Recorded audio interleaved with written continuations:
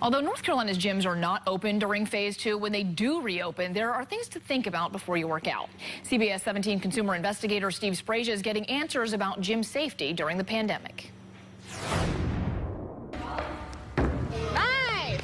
The only risk at the gym used to be, will I hurt myself doing this workout?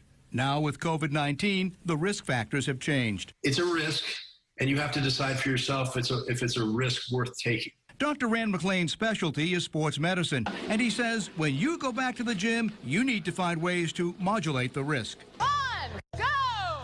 While some gyms may hire firms to do weekly disinfections, Dr. McClain says that won't be enough.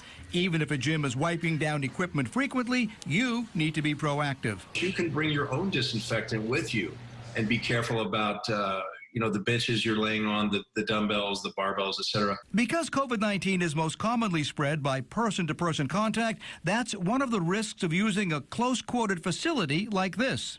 All the equipment is so close to itself.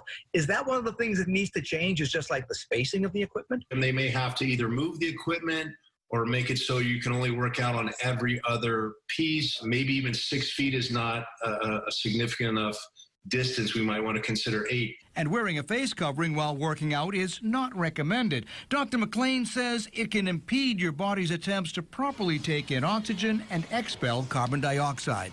It's a tough call because it sounds selfish, right? Because it is more for others directly anyway, but it could affect your own workout, your own state of health. Like other places, he says, gyms need to limit the number of people inside at one time. Consider the gym as one big petri dish, and the more vectors you add to it, the more chance you're going to have of bacteria, in this case the virus, growing inside this space. Because many people haven't worked out intensely in a gym for months, don't jump right back into your old routine once your gym reopens. If you aggressively go after weight loss or getting back to where you were 2 months ago in the gym, overtraining in other words, then you lower your immune defenses and put yourself in a greater risk category.